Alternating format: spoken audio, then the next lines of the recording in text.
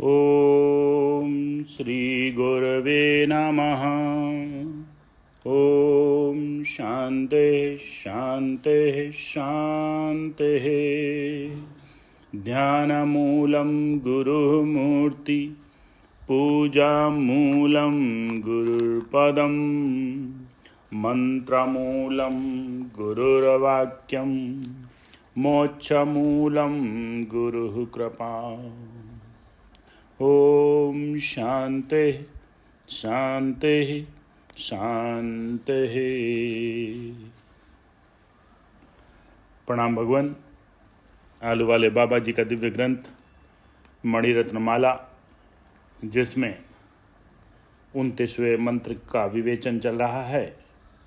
बात आई थी कि पशु से भी पशु कौन है, तो बताया धर्म जिसने नहीं कीना वह पशु है, और पढ़े बहुत से शास्त्र फिर भी अपना स्वरूप न चिन्हा तो वो पशु से भी पशु है। धर्म शास्त्र सब पढ़ लिए लेकिन अपना स्वरूप समझ नहीं आया तो वह पशुओं से भी बड़ा पशु है।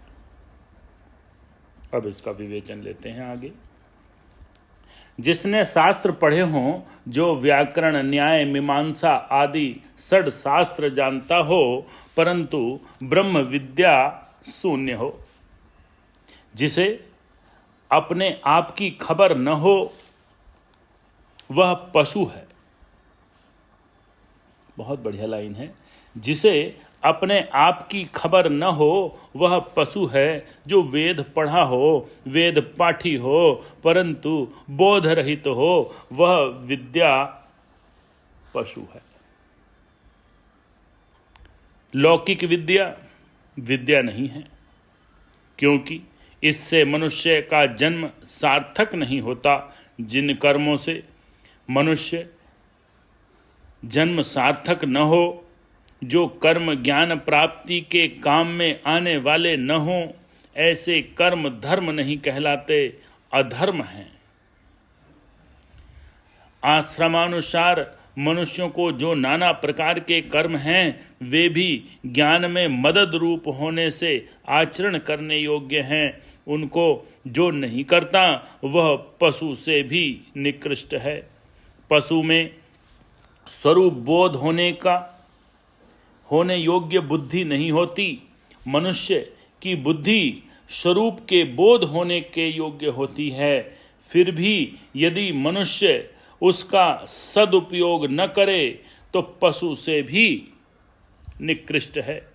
निकृष्ट इसलिए है कि पशु तो अपने भोग समाप्त करके मनुष्य योनि में आने वाला है, और यह मनुष्य पशु योनि में जाने के योग्य कर्म कर रहा है। मनुष्य कितनी भी लौकिक बुद्धि वाला हो, जब तक वह व्यवहार का आचरण करता है तब तक पशु के समान ही है। व्यवहार कुशल मनुष्य समझता है कि मैं यक्ष करता हूँ, मैं महान पुण्य वाला हूँ, मेरे सम्मुख कोई देख नहीं सकता, मेरा सामना बराबरी कोई नहीं कर सकता, ऐसा उसको समझना व्यर्थ है।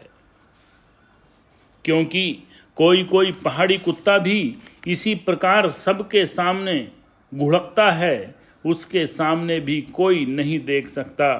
कोई कहे कि मैं कितना चतुर हूँ, मेरा प्रपंच किसी की कल्पना में नहीं आता, अन्य की स्त्री जमीन द्रव्य आदि मैं ले लेता हूँ, ऐसा बुद्धि वाला होने से मनुष्य हूँ, यह तो झूठ है।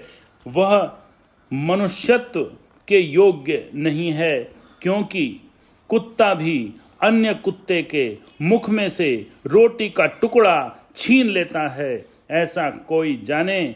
मैंने अपनी बिरादरी को बहुत बार भोजन जिमाया है, इसलिए मैं मनुष्य हूँ, तो यह भी ठीक नहीं है, क्योंकि अपनी बिरादरी को तो पशु भी एकत्रित करके आनंदित करते हैं।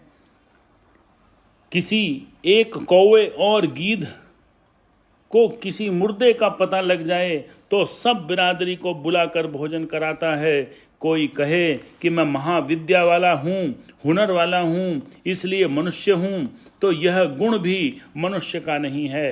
कितने छोटे छोटे जीव इतनी कारीगरी से अपना मकान बनाते हैं जैसा मनुष्य नहीं बनाता। रेशम का कीड़ा कितनी चतुराई से रेशम बनाता है, मकड़ी किस प्रकार अपने जाले को फैलाती है, वह अपना घोंसला कितनी कारीगरी से बनाता है, मधुमक्खी अपने मधुपुए को किस प्रकार बनाती है। ऐसे अनेक दृष्टांत हैं। कोई कहे कि मैं उत्तम गाने वाला हूँ तो मनुष्य हूँ, तो यह भी बात नहीं है, क्योंकि पशु से पक्षी मधुर स्वर से गाने वाले हैं। इसमें मैना और कोयल प्रसिद्ध हैं।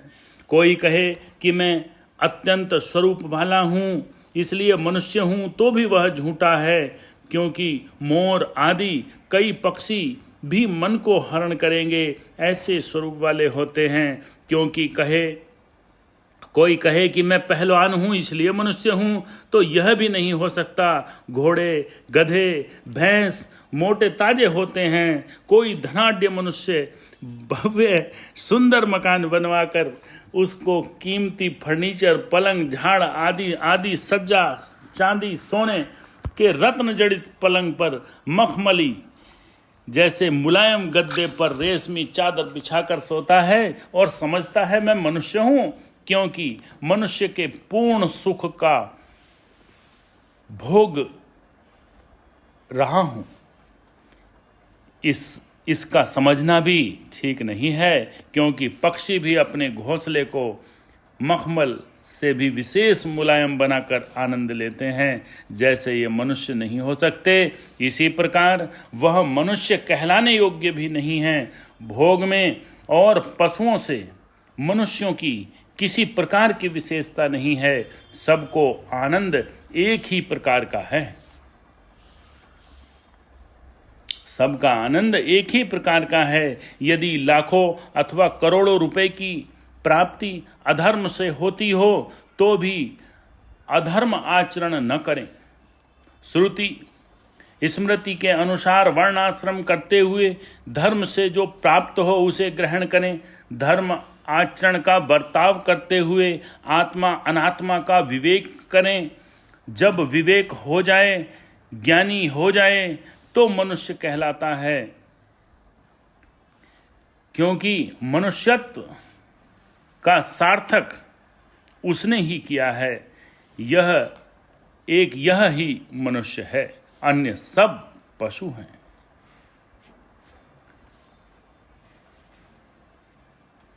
वाद विवाद में कुशलता यह भी मनुष्यत्व का चिन्ह नहीं है। वाद विवाद में आयुष्ण समाप्त करना पशुत्व है, क्योंकि कौवा भी शाम को वृक्ष पर बैठकर बहुत काँव काँव करता है। स्वरूप के बिना शास्त्र हितकर नहीं होता।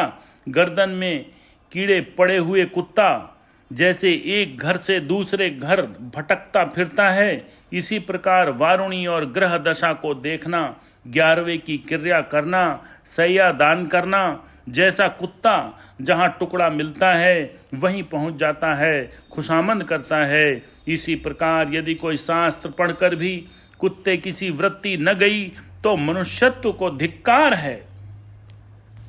अयोग्य को अन्नदाता, भाई साहब, लाला जी, सेठ साहब कहना न छूटा तो ऐसा शास्त्र पढ़ना भला किस काम का। शास्त्र देखकर विवेक न हुआ, नम्रता न आई, दीनता न आई, स्वरूप का बोध न हुआ, शांति प्राप्त न हुई, भय चला न गया, तो समझना चाहिए यह ही पशुओं से भी बड़ा पशु और महापशु है।